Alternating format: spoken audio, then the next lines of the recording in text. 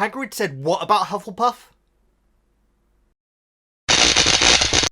Hi guys, Veggie Gamer back, and we're back to, we're on part 2 of Harry Potter and the Philosopher's Stone, or / Sorcerer's Stone book review, VEGGIEKNIGHTS. We are covering chapters 4, 5 and 6 in this episode. And there is a lot of information, guys. I have a feeling this video might be a little bit longer than the previous one, but these are significant chapters, and so loads of fascinating information to look into. Thank you all for checking out my first one, by the way, guys. The feedback for it was fantastic. I got some really good suggestions on like how to improve it and everything, and get you guys involved as well. I think we are actually going to be calling it the Potter Book Club here on out, guys. I mean, that's actually what we're going to be calling it. I really love that idea, and a lot of you guys have been saying that that you're going to go back and read the book, the chapters yourself, just to refresh yourself, which is such an awesome idea, guys. And so if you're going to do that, guys, for the time being, we're going to be trying to stick to 3 chapters per video. If you feel like that's too much or too little, do let me know in the comments.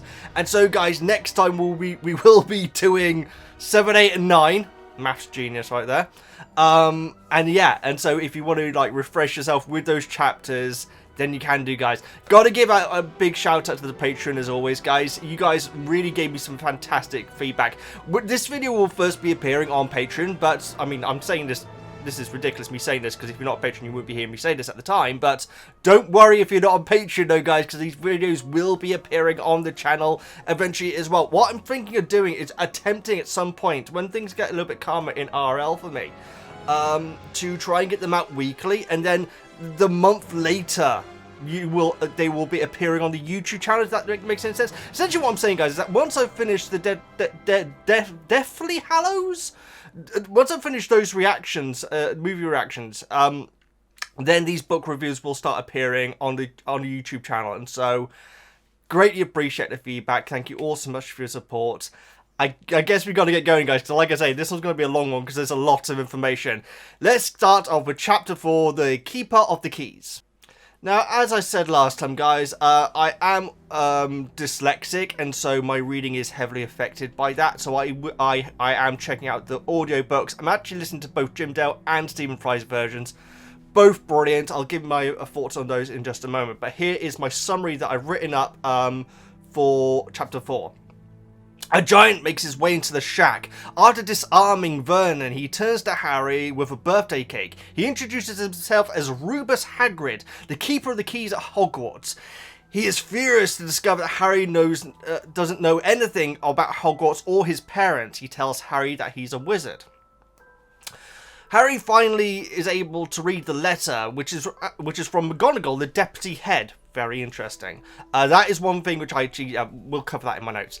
We'll cover it in the notes. Get your blurb out the way first, Veggie. Vernon and Petunia are angry at Hagrid for telling Harry about the wizard world. Petunia adding how jealous she was of the attention her sister got when she was younger. Hagrid reluctantly tells Harry of Voldemort, a dark wizard that amassed an army against Dumbledore. I'm actually not too sure exactly. It isn't, you know, I'm not exactly sure. I think it's against Dumbledore. I think it's probably on a wider span. We'll discuss it though. And killed Harry's parents. For some reason, he was not able to kill Harry though, and disappeared that very night, making Harry a famous hero in the wizard world. Vernon refers to Dumbledore as an old crackpot, and Hagrid furiously shouts at him, really reprimands him for doing so, and waves a spell at Dudley, which is different from the books, from the movie, I should say, guys. So let's get discussing it, guys. So I got my notes here. Let's start off with the Jim Dale, Stephen Fry thing. There is something that Dale does get a little bit. The thing is, guys, is that I presume Jim Dale did his audiobooks maybe even before the movies, possibly. Whereas Stephen Fry does seem to be doing very good impressions of the actors from the movie. Jim Dale is basically going off the top of his head, I presume. So his voice for Vernon's very much like this. Whereas Stephen Fry is a lot more like Uncle Monty. I should really know the actor's name. He's a fantastic actor, guys. But so that's a very, very interesting thing. Like I said, there is something else that Dale gets a little bit different as well, but we'll discuss that once we get to it. So one thing my first note, which is a stupid note, guys, when Hagrid first busts through the door, Dudley is like startled awake and says, "Where's the cannon?" And it says, "Where's the cannon?" He said stupidly. I love that line so much. A ridiculous bit, which I'm actually glad wasn't in the movie because it would have just seemed stupid, is when Vernon gets his rifle out. Hagrid just takes it off him and puts it in a knot. Like Superman. That would have been ridiculous. That would have been... I feel like that would have taken this... the awe of the scene of Hagrid coming into that scene. Because that would have just been like something out of a silly comedy movie. And so I'm glad that wasn't in it. One of the titles it gives for Dumbledore is Order of Merlin. It actually goes through loads of different titles that he has. Some of them have really funny names. But that's very interesting that we're getting to hear about Merlin this early. I think the first time we heard about Merlin in the movies was in the latest one. I can't remember what it's called. Oh my god. The latest one which I did. Not Order of the Phoenix. Oh no. I want to avoid doing an edit point. The latest movie was called Half-Blood Prince. Okay. No edit point needed. Half-Blood Prince.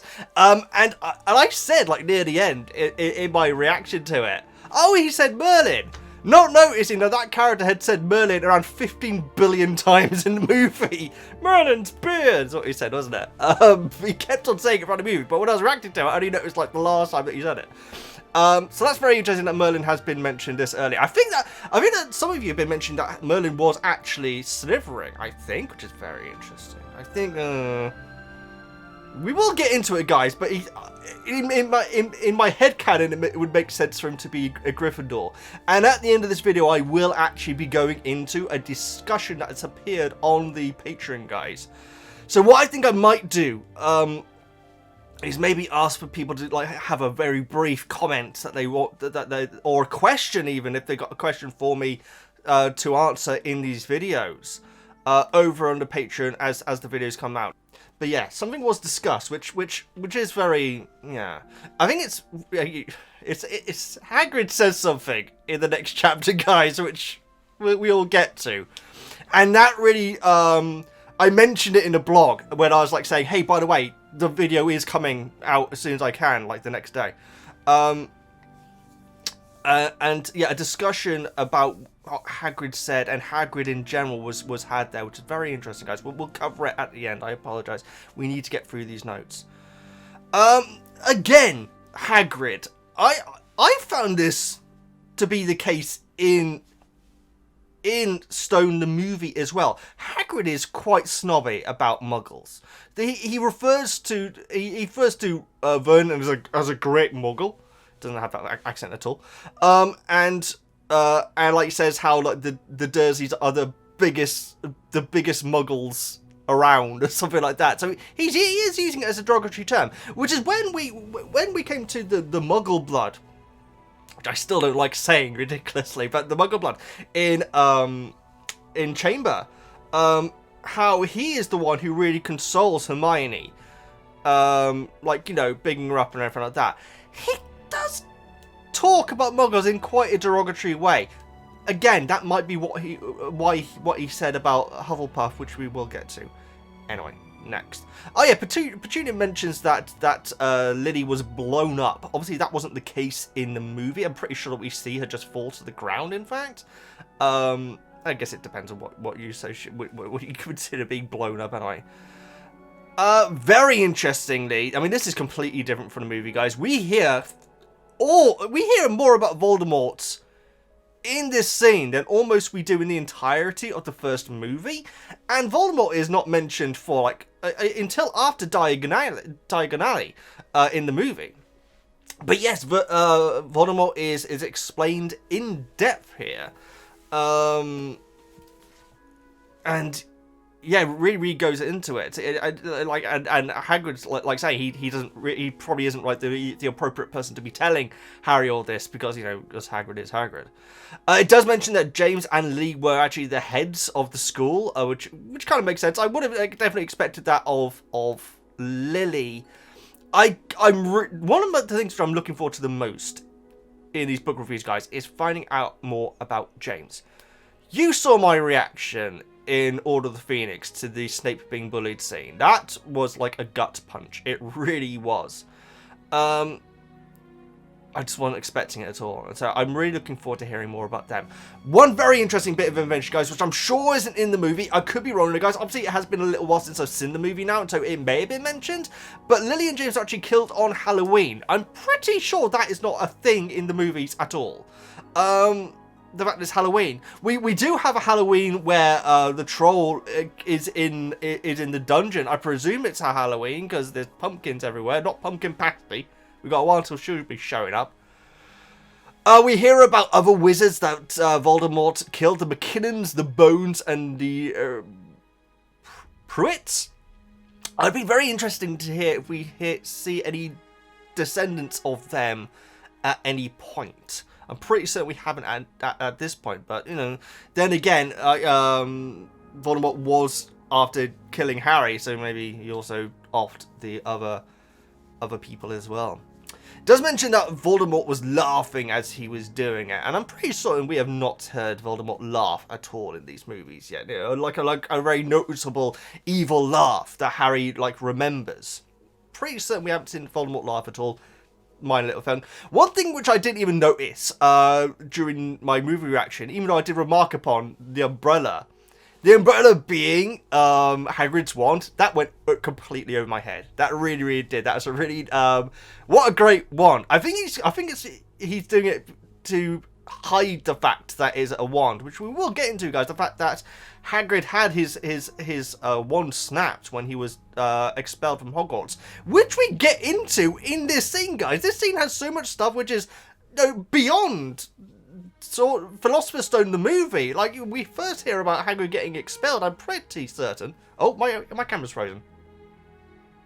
I really do need to get a new webcam, guys, because I've been very lucky that hasn't happened during a movie reaction. That would screw everything up if that happened. So, Patreons, greatly appreciated. Your pledges are going towards a new webcam, which won't do that at some point. But yes, so back to it. Yeah, the fact that he's got this umbrella, we get into it even in the next chapter about how Hagrid still has the pieces of his wand, and he kind of hides it from Ollivander. We will get to it though. I should be jumping ahead like that. One very interesting thing, which I said in the blurb, guys, Vernon insulting Dumbledore, calling him an old crackpot, and we have the moment in the movie where Hagrid's said, "Don't insult Albus Dumbledore in front of me." But in the movie, Dudley's all overeating the cake, and that's why Hagrid, does the pigtail thing on him. In the book, not at all. I actually genuinely I gotta say, guys, this is gonna maybe a controversial point. I feel terrible for Dudley. In general, because it is his parents that have made him into this person that he is. But in this scene, this day that Vernon's had is horrendous. I'd imagine the first time Vernon's ever hit him. He hasn't eaten anything. He's had a bag of crisps, I think that they had. He's not able to watch TV. It's basically his normal day has been completely unraveled. And for Hagrid to attack Dudley when Vernon said something, because you can understand it in the movie, guys, because he's eating a cake. So I'm gonna make you into a pig because you're a pig for eating a cake. No, he gives Dudley the tail, I should say.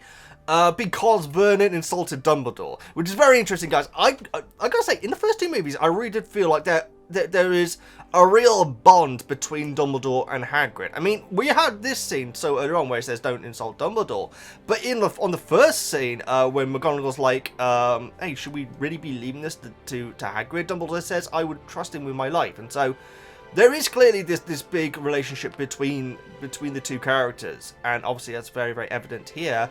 Where I feel terrible for Dudley, guys. I really do. Yeah, and it goes into Hagrid getting expelled, and it also actually this is very interesting because when Hagrid says, "I'd rather you didn't tell anyone that I did that," I thought that's because he'd used a spell in the in the Muggle realm, and you're just not allowed to do that. But no, Harry specifically says in the books, why is that? Why are you not meant to do that? And Hagrid says, well, because I was expelled, and so once you're expelled, it's kind of insane. Once you're expelled from Hogwarts, you're, I guess, legally not allowed to use any magic, I presume. Or the Ministry will probably come down on you. That's terrible, guys. Oh man, that's terrible. I mean, we know why Hagrid got expelled, and it was not for fair reasons from the movies. But not being able to use a birth-given skill, that kind of shocked me, guys. The fact that Harry asked him why you're not, and Hagrid actually saying it's because I was expelled. Very interesting. I'm pretty certain that has not been covered in the movies. If it has, guys, I apologise, because obviously, like I say, it's been a while since I watched the first one. There's lots of little bits of detail, but great chapter, much longer chapter than I was expecting, though, and the next one, or next two, are even longer. So let's go over to Diagon Alley. Not literally. Let's discuss the chapter 5, Diagon Alley. So this is a chunky chapter, guys, so I apologise if I miss anything in my notes, but here is my summary of Diagon Alley. Harry awakens to an owl with a newspaper. As Hagrid gets up and tells Harry they are going to London to get his things, as well as going to Gringotts, the Goblin Bank. While on a boat back to the mainland, Hagrid mumbles something about the Ministry of Magic, then explains their role in the world to Harry. Very interesting that we get that covered so early. When they reach London, they head to the Leaky Cauldron, a grimly looking pub. The patrons inside are amazed to see Harry and excitedly rush him to shake his hand. Hagrid introduces Harry to Professor Quirrell, the Defense Against the Dark Arts teacher at Hogwarts. Hagrid leads Harry out the back of the pub, opens the wall to reveal a secret street full of magical-based shops. Towering above them all is the Gringotts Bank, a huge underground bank with a railway network throughout. Harry's amazed to discover his parents' fortune, and as Hagrid goes off to do official Hogwarts business in Vault 713. While getting his uniform, Harry meets a rude boy with a pale, pointed face. The boy talks about all manner of things Harry has never heard about before, including houses at Hogwarts. The boy starts to talk about Hagrid in a derogatory way and mentions how he thinks that wizards with parents that aren't like us shouldn't be allowed in. Hagrid gets Harry a snowy owl for his birthday. Before they head to buy him his wand. The shop owner is delighted to meet Harry and talks about Lily and James's own wands. Really good bit. That's awesome that we hear about all the different types of wands that they sold. After trying several wands, Harry gets his own. Ollivander, the wand shop owner, explains how the only other wand to contain a feather from the same phoenix as the one in Harry's wand was he who should not be named. Hagrid sends Harry back on his way to the Dursleys. That was a bit of a rush summarization, guys, but like I say, this chapter had a lot of fascinating information. It is pretty much twice as long as any other chapter that we've covered so far as well.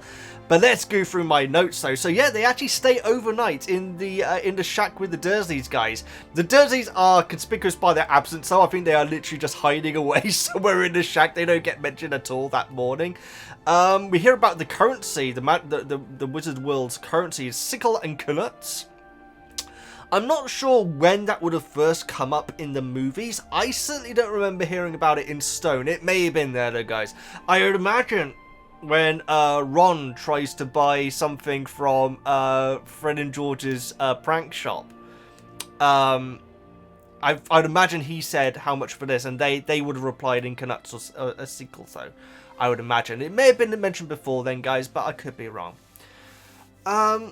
Yeah, Gringotts is fascinating. It's actually huge. It's actually like I think it actually Hagrid or somebody mentions how it like covers like the underground of London, and so we definitely didn't get that impression in the movie. I loved the scene in there in the movie, but it is certainly a lot briefer than its description in the book. It's meant to be huge. It's meant to be dragons guarding different areas, and there's also a really nice poem outside, basically warning anyone about being too greedy and everything. That is such a lovely touch. That was actually really cool. I do hear that the Sorting Hat has a poem as well, which we will obviously get to possibly next time. I think there is a chapter coming up called The Sorting Hat, so we shall see when we get to that. I've just jumped. Okay. Yeah, Gringotts gets mentioned, but we're not to that point yet. They're still on the boat going back to the mainland, and yeah, the Ministry of Magic getting mentioned at this point is so bizarre to me, because I think that they were mentioned in Chamber, but only in passing. Obviously, Fudge is there, but only in a very brief scene, and he barely says anything. So to hear so much about the Ministry of Magic at this point is fascinating. The fact that Dumbledore actually turned the role down of the head of the Ministry of Magic, and how Fudge is constantly asking him for advice, which is very interesting, guys, because I know that by the time we get to Order of the Phoenix, Fudge is meant to really... Resent is probably the wrong term. I think he's meant to be scared of Dumbledore, actually. I think he's meant to be actually scared that Dumbledore is going to be trying to, take his job and so on. But at this point, apparently Fudge is, like, spamming Dumbledore with all these questions and for asking what he should do and everything. Very, very interesting to hear so much about Fudge at this point, guys. Really, really, really quite bizarre. Hagrid explains why magic is secret to the Muggle world, which is very interesting. It's basically saying how if Muggles knew about magic, they would be demanding like magic be the solution to everything, which would be useful, but it would keep wizards quite busy, though, I guess. So that's why they are actually kept quite separate, which is I hadn't even started to speculate around that, guys. I really hadn't. I thought that was really nice to actually hear an actual reason for why it is like a secret thing.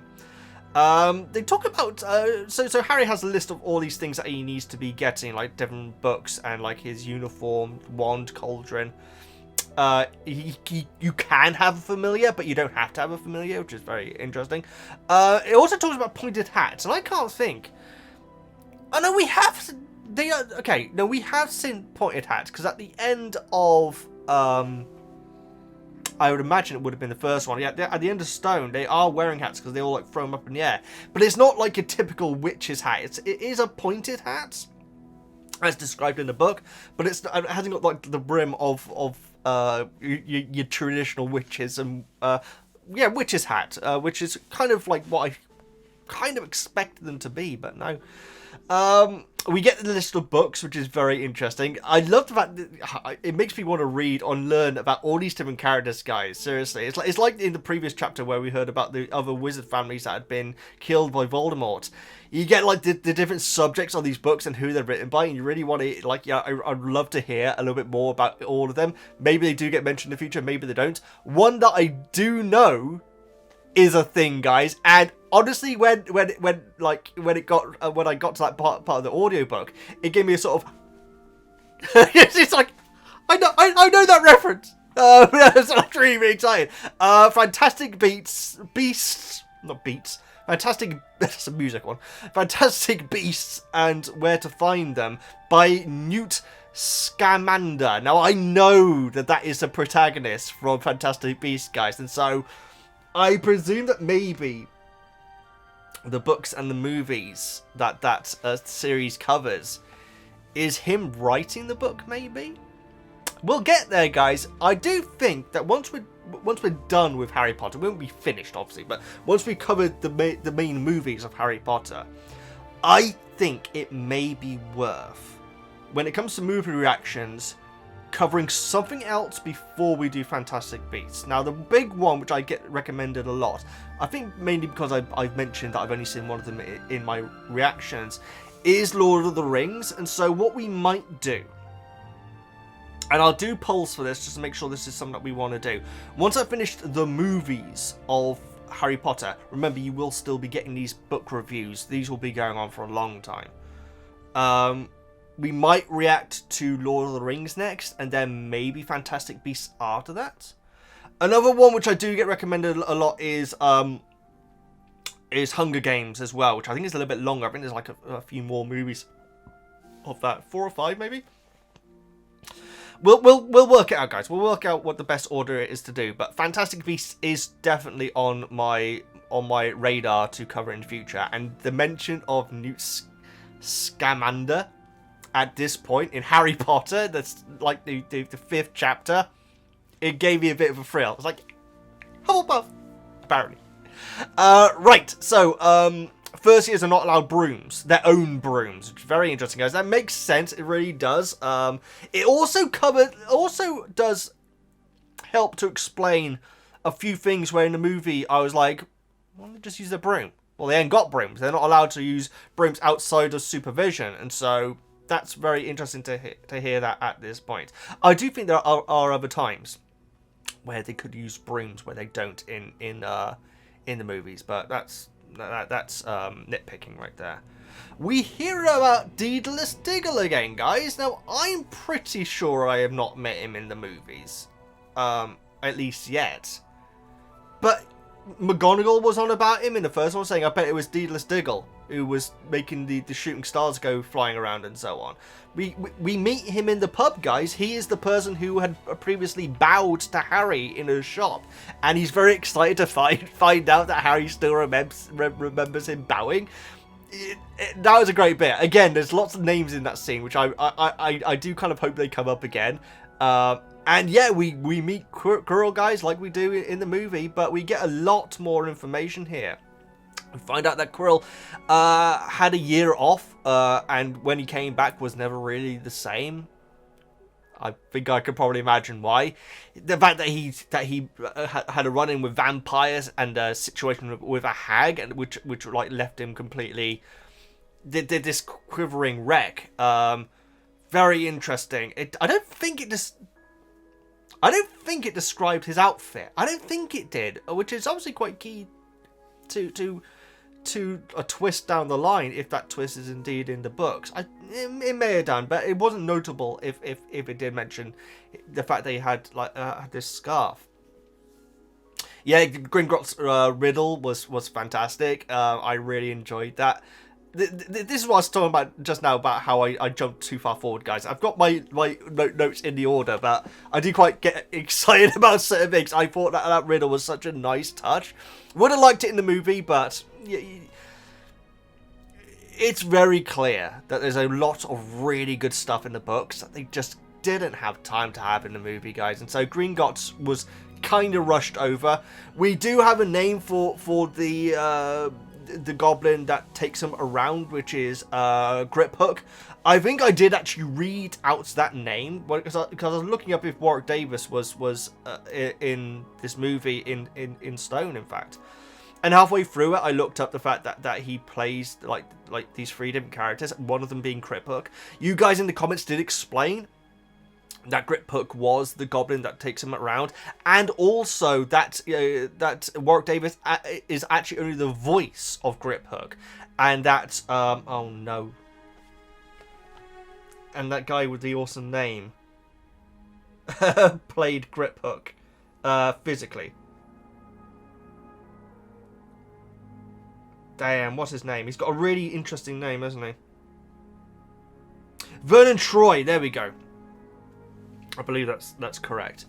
So yeah, we have a little bit more Griphook, and Griphook's like talking about how if anyone touches the door of 713, then they'll get sucked inside it, and like with glee explains that they only check it every 10 years to see if there's actually anyone stuck inside there.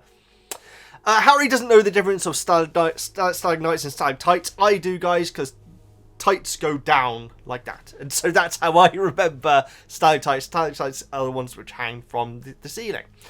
To be fair, Harry is meant to be like 11 in this, but I think I knew that when I was 11. Maybe. I didn't know a lot when I was 11. I don't know a lot now, to be honest.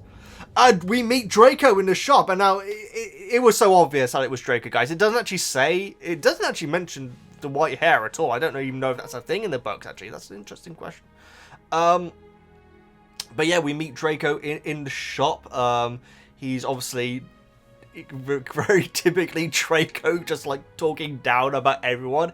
He does say when talking about the different houses, he says, "Imagine being in Hufflepuff, I'd leave."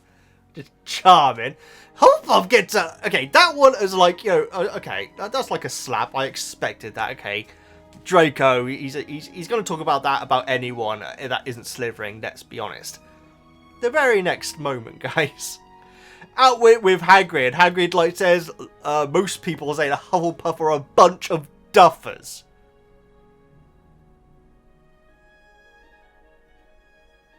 A bunch of duffers. Which, for one, the term duffer being used in this book is amazing. I gotta say, actually, the US and the UK version, very interesting, actually, guys, when it comes to the use of language, because Harry should be talking like a British boy. But I think in the previous chapter, he talks about, in the Jim Dale version, he talks about that he's very good, that he's pretty good at math. We don't say that over here, guys. In the UK, we say maths. And in the Stephen Fry version, he does say maths. Another example is Hagrid describing Quidditch as being like soccer, but for wizards. Obviously, in the Stephen Fry version, it says it's like football for wizards. So that's very interesting. Because you would think, even in the US version, I mean, the maths thing, I think, should be maths. Because in the Jim Dale version, because even an American reading that says, what, pluralization of maths? Okay, well, that's fine. I still know what it means. Football, on the other hand, could suggest that it's a little bit more like a rugby game to an American. But yeah, that's interesting that they did change up the language a bit. Because whichever version you're reading, it's meant to be set in England. And so, either way, not a big deal at all. Really doesn't matter. Loved the scene. I think I mentioned it when I was doing my blurb, actually. Loved the scene where Ollivander was talking about Lily and James's wand, like what measurements they are, what types they were, what they're good for and things, and the fact that Ollivander remembers every wand he's ever sold since, what is it? Is it 300 BC or something? Just I don't know, I'm guessing that's stupid. Yeah, I'd imagine that he isn't that old. I just realised in my head that I think... Okay, I'm an idiot. In my head, I assumed that Ollivander is the only guy to have worked in that shop. It's probably not the truth, guys. Maybe it is. Maybe it is. Maybe that is a thing. But yeah, for some reason, I thought that Ollivander is going to be the only guy now. I'd imagine that he's a descendant of the Ollivander family that ran this shop. Or maybe he actually is that old. John Hurt. He looked pretty old on it, but not quite that old. Love John Hurt. Played my favourite rabbit in Watership Down. Fun little fact there. Right, measuring, and he's also an alien, which is, to be honest, as horrific as Watership Down, let's face it. Love me some Watership Down, though, guys. That is a movie which I was brought up on, seriously. Measuring of the wand. Oh, yes, no, yeah, measuring for the wand, where, like, the measuring tape is, like, measuring, like the height and, like, the around the head and, like, the arms width and, now, like, the length between nostrils and everything. How that comes into, which wand you get. I kind of wish that was in the movie. If it was in the movie, it wasn't to the extent that it was in the book. And I thought that was really nice, the fact that...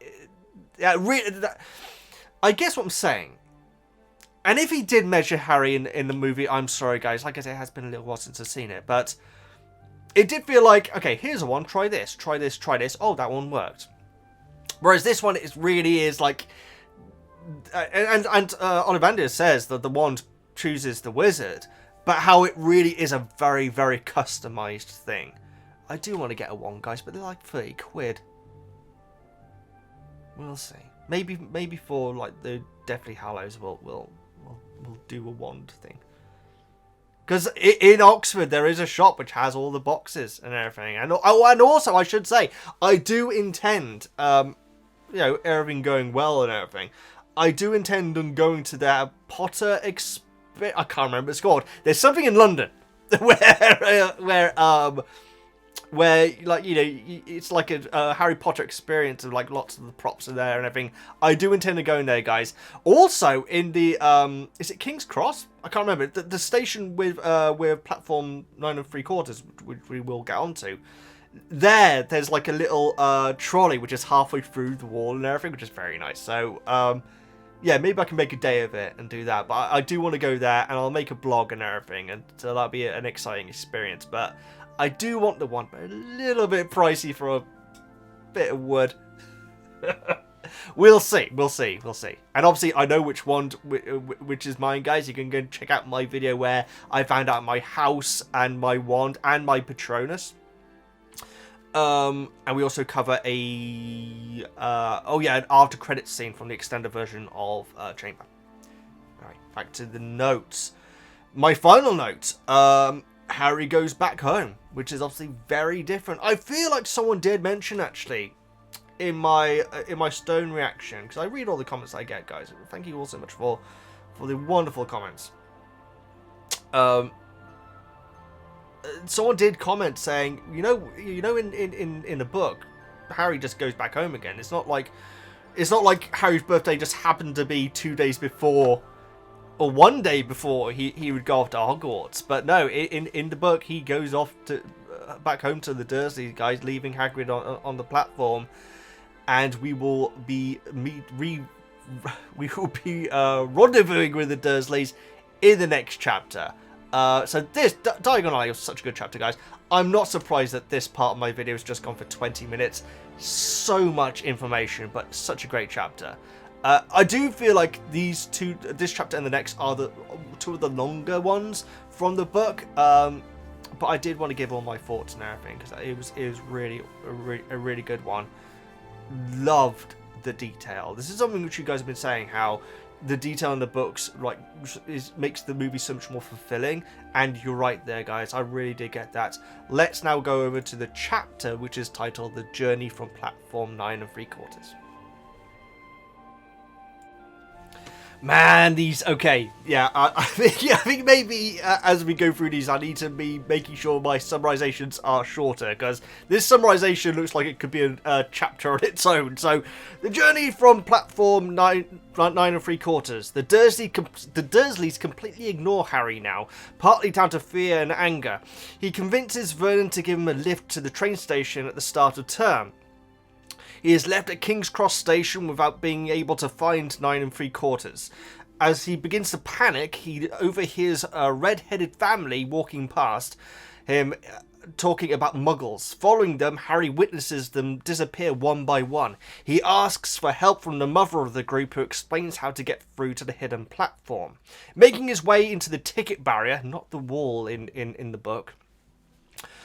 Unless I got that wrong. Yeah, it seems to be the ticket barrier, which is the portal. He finds himself on a platform full of owls, cats, and students. The twins help him get his trunk onto the train before recognizing him as the famous Potter.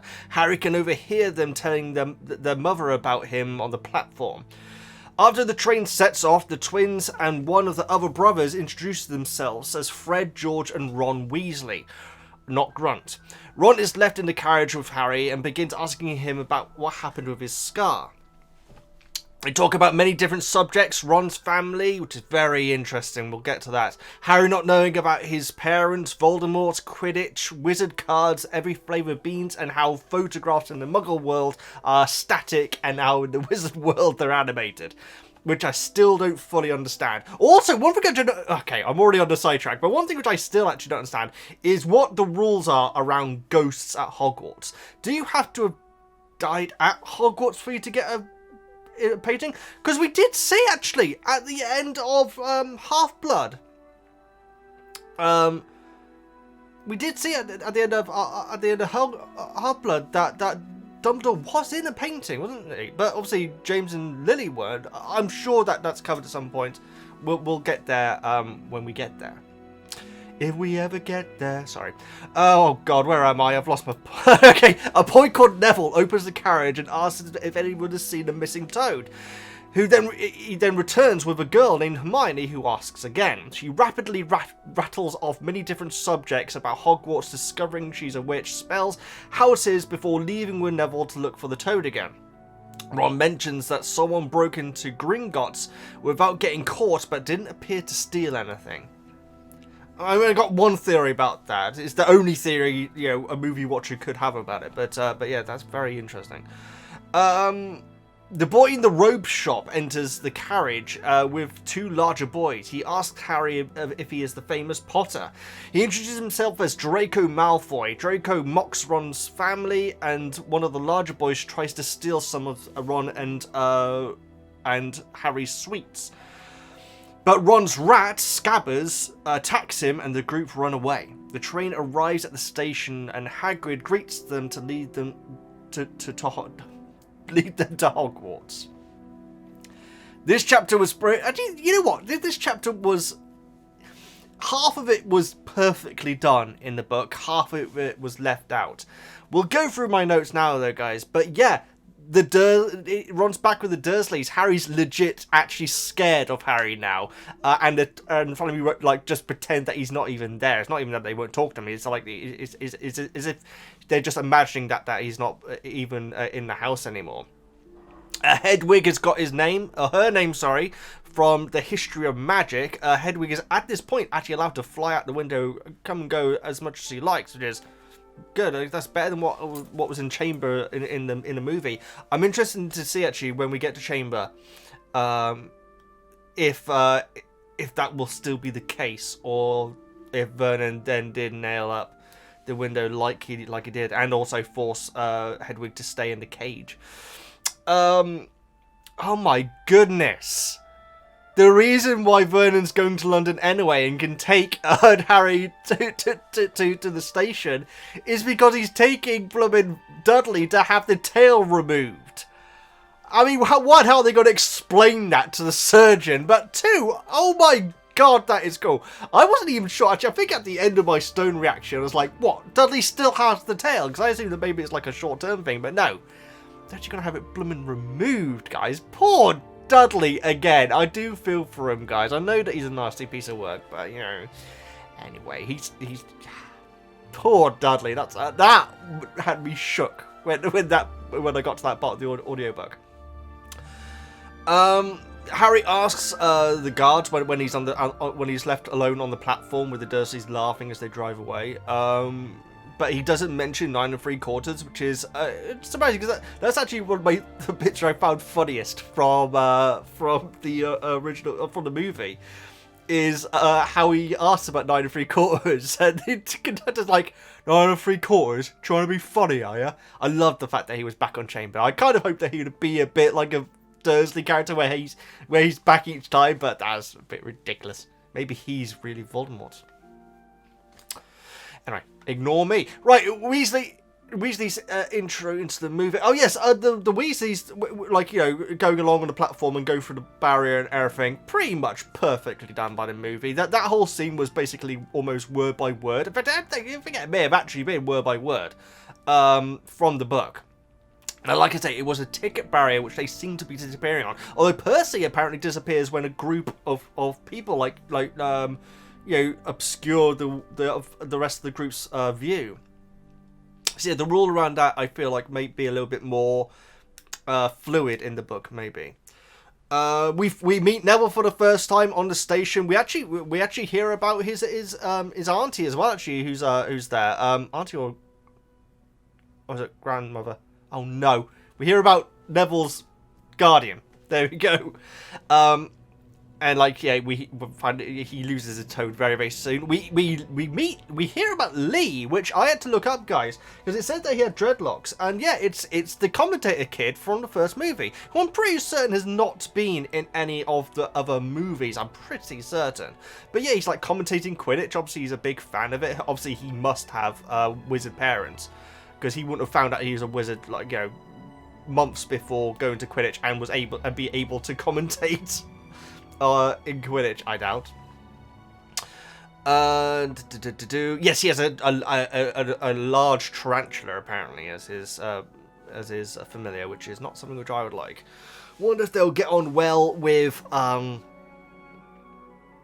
Aragog. Oh, that shook me. And anyway, and in Half-Blood Prince. What a sad scene. My brother apparently finds it funny though. But yeah, Fred and George. Fred and George meet Harry before Ron, and like Fred and George, like, you know, they are brilliantly written in the books. They seem like really fun characters, and we get more. I think it was really in Goblet where they really come into their own, and like they really like get like their own scenes and everything. Obviously, absolutely in Phoenix as well. But yeah, we hear about Fred and George straight away, and they have such great personality. They're like mocking Percy for mentioning that he's a prefect and everything, and like say that they'll look after little Wonnie for Molly, which was amazing. Yeah, Fred and George were. It was a great introduction to their characters. Actually, it really was. Oh yeah, Ron mentions that Molly's second cousin is an accountant, but they never talk about him. Is that because he's this is why I really want to hear more about Filch, guys. I really do. I think Squibs are the most fascinating freaking part of this entire thing. I really do. I think that there'd be a fascinating story. There's a fascinating story to be told about Squibs. There really is. And do Squibs have the ability to do potions? You'd imagine they would be able to. Or is that something that they literally can't do just because they're not a wizard or a witch? So I think there was a moment in Chamber, actually, in the movie, where Filch like drops a card advertising for like magic lessons or something like that, but I really want to know more about Squibs, guys. And the fact that they have this second cousin who they don't talk about. I don't know if that's because they don't talk about it for any other reason, or it's because he's an accountant they don't talk about him. But yeah, that was a hilarious line. We hear about Bill and Charlie, which I'm not sure we probably did hear about him at some point in the movies. But Bill was the head boy, much like James, and Charlie was the captain of the Quidditch team. Well, obviously, we would be Gryffindor, and we actually find out that Ron's actually got a hand-me-down wand, which I'm very interesting, because we did find out in the previous chapter that if you're not given a custom wand, it will never work as well as a custom one. And so, anytime where Ron has not been able to do magic so well, apart from in Chamber, obviously, when his wand actually got snapped, it's not really his fault. I'm trying to think, does he even have a wand after Chamber? In the movies? He must do, yeah, because he's with them at the end of Phoenix, isn't he? So yeah, of course he does. But yes, very interesting that he got a hand-me-down wand, and which obviously must have been like quite. Arthur and Molly probably weren't happy doing that, but they just had to, just for cost. We really hear about their financial situation here a lot. And Ron, you guys have been telling me about Ron. He is, I really love the way that his dialogue is written. Where he's like saying, yeah, I've got all these, I've got hand-me-down wand, hand-me-down robes. Oh, but it's because, because we have a lot of kids in the family. So he's like talking about how like he really resents the fact that all the other all the other members of the family like did so well, and if he does well, it won't matter because they would have done well before him. Oh, but he still loves his family. He's like still very proud of it. I really like that. It's all like he does it several times where he's like saying, yeah, can't really afford it, but that's all right though because the money needs to go other places. You can see that he wants to complain, but he loves his family, and he doesn't want people thinking bad about him, which obviously we get to when Draco starts mocking his family. So already off the bat, fascinating backstory for the Weasleys. I loved it. The sweet cart comes along, and Harry gets all the sweets for Ron and him, which is like a lovely scene, which was in the movie as well. Although apparently Harry was looking for Mars bars, which Mars bars are great, guys. They're not vegan, sadly. But I don't know. Are Mars bars around outside the UK? I know you have like Snickers in America, but do you have Mars bars? I much prefer Mars bars over Snickers. But he's looking for Mars bars on the cart. He can't get them. He can get some pumpkin pasties though. Not like that. We've got at least a couple of books until we get to that type of pumpkin pasty, but yeah, we get pumpkin pasties mentioned. When they're talking about Dumbledore, 'cause, Harry gets the Dumbledore card in the Chocolate Frogs.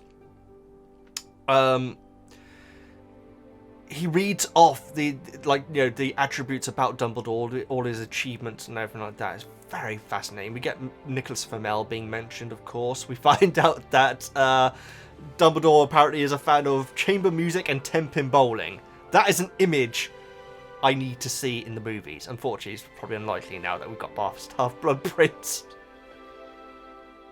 But yeah, I like the fact that he's into 10-pin bowling. That would be an amazing... I would have liked that scene at some point. Harry gets the Merlin card.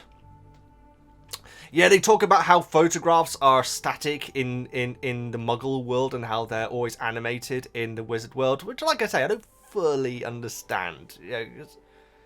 Because paintings are... No. Are paintings ghosts? I feel like they are for some reason, but I'm not sure. I'm pretty certain that they are. Oh man. But of course then we had John Cleese's character, the Headless Hunt, well, the guy who's not in Headless Hunt, who is just a straight up ghost. In fact, there's several of them, aren't there?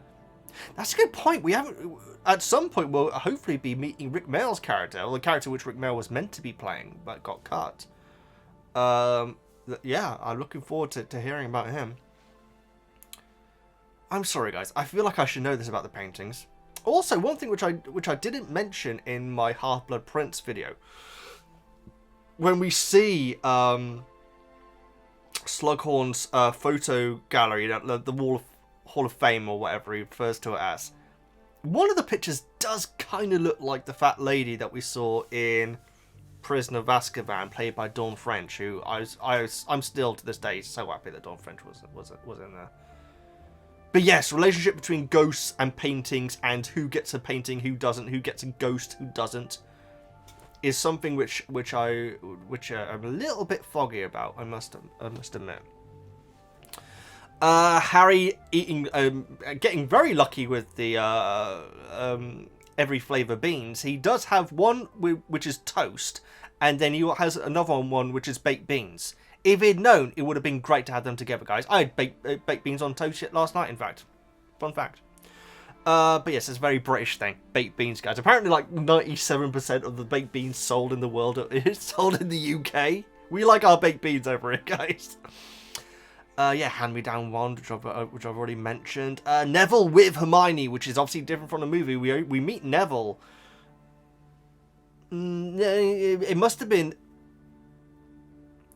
We definitely in the movie met Neville before the broom scene, because I knew his name straight off, and so, but it's certainly not on the train though, and so he actually comes into the compartment first, and then Hermione returns with Neville to ask again. Hermione seems very intense in the book.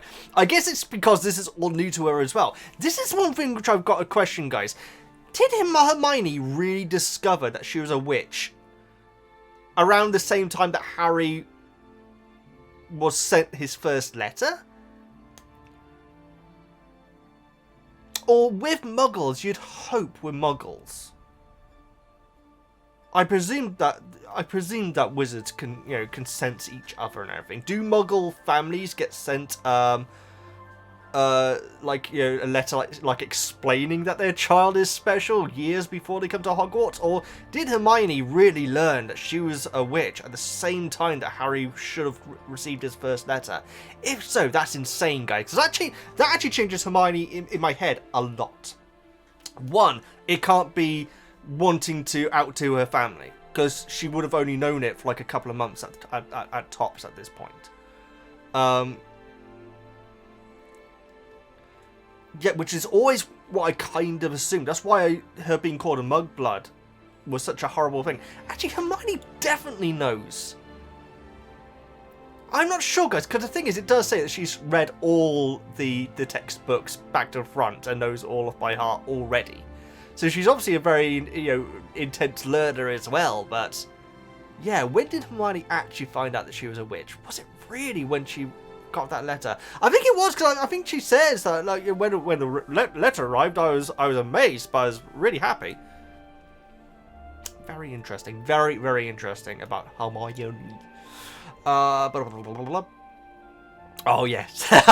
So both Fry and Dale say Gryffindor in for what I believe to be the correct term. I could be wrong, guys. But Jim Dale says Gryffindor. No, Gryffindor. Gryffindor. I think Gryffindor, which is interesting.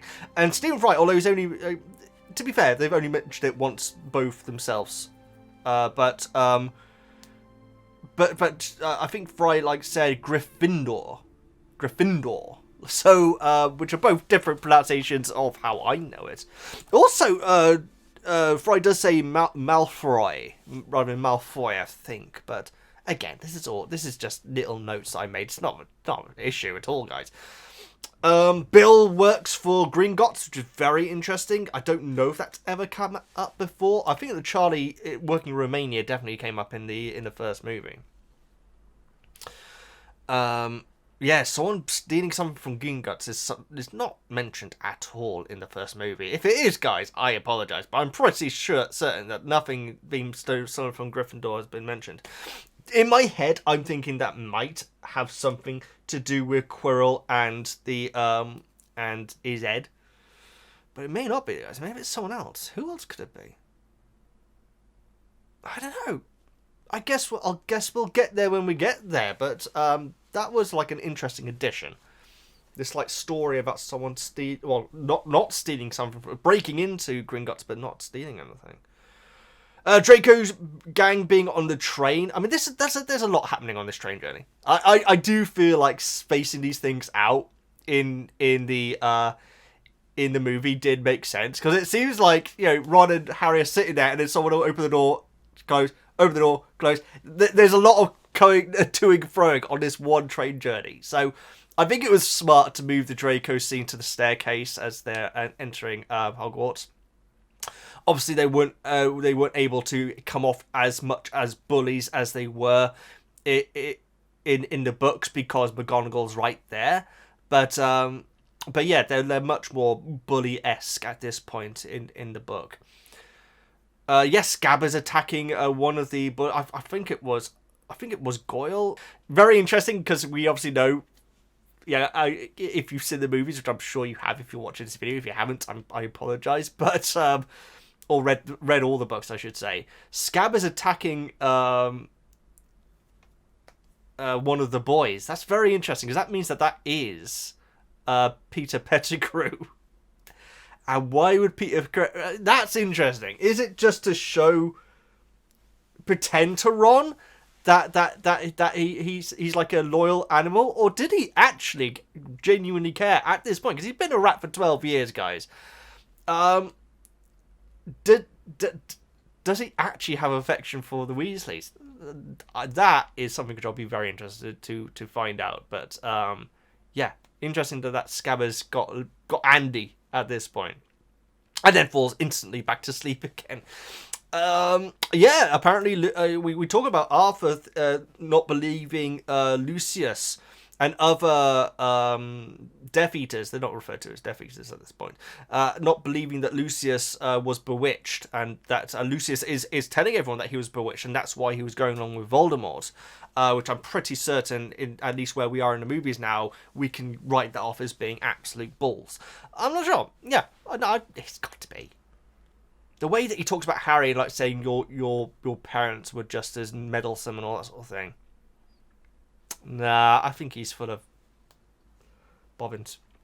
And then we get the lovely description of the castle as Hagrid leads them to Hogwarts, and Neville finds his toad. Well, Hagrid finds his toad, which is thank goodness, because if that wasn't wrapped up, guys, that would actually be really bothering me. It really would. That'd be playing on my mind. So there we go, guys. That's another chapter. This one was even longer. Oh my goodness, this has been okay. Thank you. If you watched this video, guys, thank you all so much. I'm going to keep my outro very short because I got to. Man, I need to keep this brief. I did mention that I'd mention it at the end, though. Thank you so much for the comments over on the Patreon, guys. There was actually a chain of comments, actually, discussing Hagrid's, because in the blog which I post saying that the video is coming soon, the last line was, I can't believe Hagrid said that about Hufflepuff. And there's a really good discussion in here, guys, where you guys are discussing about how Hagrid's a lot of characters will say stupid things about other houses, you know, and Hagrid is a Gryffindor, and so he does have that pride and that sort of like, you know he's like very, not defensive, what's the right term, he's biased, he's like he's very, you know, he's Gryffindor and proud. There is also a discussion about how Hagrid, in a sense, Hagrid always, to me, definitely seemed like a Hufflepuff. And there is this discussion there on the Patreon saying about how it does kind of take away from this massive world of wizards where all the main good guys are all Gryffindor, you know what I mean? Because I'm pretty sure McGonagall was on the Gryffindor trophy cabinet in the first movie. But yeah, that was really fascinating hearing your thoughts on this, guys. I will try and incorporate the comments on the Patreon a little bit more. So like I say, guys, I'll put out a blog at some point saying, hey, doing these chapters soon, put your thoughts in briefly, or if you've got any questions that you want me to cover in a video, that'll be the place to do it. But I can't do that today because this video is way too long. But yeah, what I'll probably do on the Patreon is like put out like a message like saying, hey, covering these chapters here, leave a short little message if you want me to like to read it out, or if you've got a question, leave it on there, and then we'll cover those at the end of the next one. So I hope that's an idea that you guys are going to be interested in. This is a long video, guys. I'm so sorry if you made it to the end. Good for you guys. I much appreciate. I feel like the next one might be a bit shorter because these chapters were chunky, particularly the 5 and 6. But we got through it. Hope it wasn't too rambly. You know what I'm like. And yeah, loving this book right now, guys. I can understand why you guys would have fallen in love with this even before seeing the movies. Please like, subscribe, all that good stuff. I'm VEGGIEKNIGHTS. I am not a duffer. Hagrid. And I'll see you next time.